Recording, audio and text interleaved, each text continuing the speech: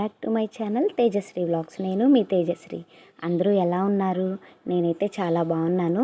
మీరు కూడా సంతోషంగా ఆరోగ్యంగా ఈ శరన్నవరాత్రులు చక్కగా జరుపుకోవాలని మనస్ఫూర్తిగా కోరుకుంటున్నాను. వీడియో చాలా బాగుంటుంది. చివరి వరకు చూసి నచ్చితే తప్పకుండా ఒక చిన్న లైక్ ఇవ్వండి. ఫస్ట్ టైం మా ఛానల్ని చూస్తుంటే తప్పకుండా సబ్స్క్రైబ్ చేసుకోండి. ఇక్కడ అమ్మవాళ్ళ ఊళ్ళోనైతే 9 రోజులు నవరాత్రులు చాలా బాగా జరుగుతాయి. అయితే ఈ నవరాత్రులకి మేము ప్రతి సంవత్సరం స్వామివారికి అయితే బట్టలు తీసుకుంటామన్నమాట. బట్టలు తీసుకొని స్వామివారికి పెడుతూ ఉంటాము, నవరాత్రులు చేస్తూ ఉంటాము. దానికోసం మేమైతే టౌన్కి అయితే వెళ్తున్నాము. మాది పల్లెటూరు కదా అమ్మవాళ్ళది. టౌన్కి వెళ్ళాలంటే మాకు 1/2 అవర్ పడుతుంది.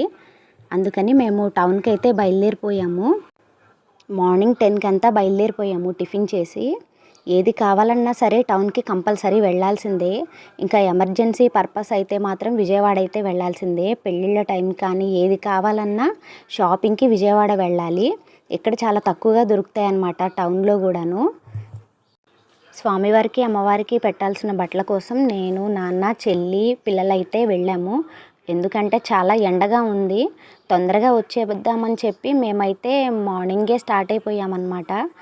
మొత్తానికి ఒక 1/2 అవర్ తర్వాత అయితే మేము టౌన్కి వెళ్ళి చీర, స్వామివారికి కావాల్సిన బట్టలన్నీ తీసుకొని ఇంకా ఇంట్లోకి కావాల్సిన సామాన్లు తీసుకొని రిటర్న్ అయ్యేసరికి మాకు 1:30 అయిపోయింది. మళ్ళీ ఏం వెళ్తామని చెప్పి ఏం కావాలో అన్నీ ఒకేసారి తెచ్చేసుకున్నాం అన్నమాట. అయితే అక్కడ మాకు చాలా లేట్ ఎందుకయిందంటే శ్రీత పిజ్జా కోసం వెయిటింగ్ అన్నమాట. ఎందుకంటే 2 డేస్ నుంచి నాకు పిజ్జా కావాలని చెప్పి చాలా గొడవ చేస్తుంది. చాలా ఈజీగా అయితే ఇక్కడ పిజ్జా అయితే దొరకదు. దొరికినా ఏదో నార్మల్ది దొరుకుతుందన్నమాట.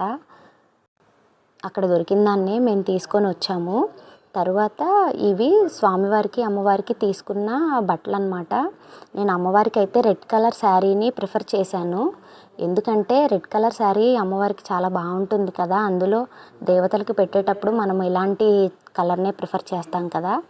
అందులోనూ శివుడికి కూడా గంధం కలర్ ఈ కలర్నే ప్రిఫర్ చేస్తారు కాబట్టి మేము ఈ కలరే తీసుకున్నాము. తర్వాత మా చెల్లి అయితే మాకు కచోరీ చేసి ఇచ్చిందనమాట మేము ఇంటికి వచ్చేసరికి. తను ప్రెగ్నెంట్ అనమాట, 7 months ప్రెగ్నెంట్. అయినా మా కోసం కచోరీ చేసి ఇచ్చింది. మేమైతే సిగ్గు లేకుండా తినేసాం అనమాట దాన్ని. తనుకి మేము చేసి పెట్టాలి కానీ తనే మాకు చేసి పెడతానని చెప్పి అన్నది. అందుకని చెప్పి మేము ఏమనలేదు. తనే అన్నీ చేసి ప్రిపేర్ చేసి మాకైతే ఇచ్చింది. ఇలా తను ముందు పిండిలో ఇలా కర్రీ పెట్టేసి తర్వాత వాటినైతే ఇలా కాల్చేసింది అనమాట ఆయిల్లో. తర్వాత ఫైనల్గా ఇలా కచోరీ అయితే చాలా బాగా వచ్చింది. వాటితో పాటు మంచికి పచ్చిమిర్చి కూడా రెడీ చేసింది తను. చాలా ఓపిక అనమాట. ఇలాంటివన్నీ చాలా బాగా ట్రై చేస్తుంటాను. ఇంకా ఆ రోజు ఈవినింగ్ టైంకి ఇలా పిల్లలందరూ ఇలా బయట ఆడుతూ ఉన్నారనమాట. ఇంకా 3 కోతులు గొడవ చేస్తూ ఉన్నారు.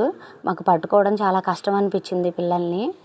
తర్వాత పిల్లలిద్దరూ ఇట్లా ఆడుతూ ఉన్నారనమాట. అయితే ఈవినింగ్ మేము టెంపుల్కి బయలుదేరాము. అమ్మవారికి బట్టలు ఇవ్వాలి కదా అని చెప్పి మేమైతే టెంపుల్కి బయలుదేరాము. ఈ టెంపుల్ అయితే శివాలయము. ఇది కాకతీయుల కాలం నాటి శివాలయం అని చెప్తూ ఉంటారనమాట. టెంపుల్ నేను ఇంటర్లో ఉన్నప్పుడు రెనోవేట్ చేశారు. అంతకుముందు చాలా పురాతనంగా ఉండేది. నాకు చిన్నప్పటి నుంచి ఈ టెంపుల్స్ చాలా సెంటిమెంట్. నాకు చాలా ఇష్టం అన్నమాట. నాకు ఊర్లో నచ్చేది కూడా ఈ టెంపులే. కానీ ప్రతి దసరా నవరాత్రులకి కంపల్సరీ టెంపుల్కి వెళ్తూ ఉంటాము. ఎందుకంటే మాకు ఫ్రెండ్స్ అందరం మేము కలిసేది ఈ టెంపుల్లోనే. అందుకే ఒక రకంగా నాకు ఈ టెంపుల్ అయితే సెంటిమెంట్ అన్నమాట. మా స్వామివారు అమ్మవారు అలా ఉంటారనమాట మాకు టెంపుల్లో. పూజ అంతా కంప్లీట్ అయిపోయిన తర్వాత మేమైతే ప్రసాదాలు తీసుకొని ఇంటి దగ్గర ఉన్న అమ్మవారి దగ్గరికి అయితే వచ్చాము. ఇలా విగ్రహాలు పెట్టడం అయితే ఇది 3వసారి ఊర్లో.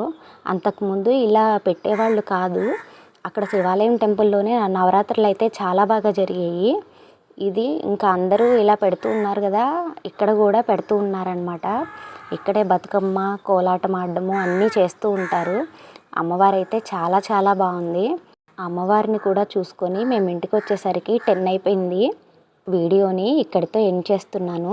నా వీడియో మీకు నచ్చితే తప్పకుండా లైక్, చేయండి. మా ఛానల్ని సబ్స్క్రైబ్ చేసుకోండి. మరో మంచి వీడియోతో మళ్ళీ కలుద్దాం. బాయ్ బాయ్ అందరికీ.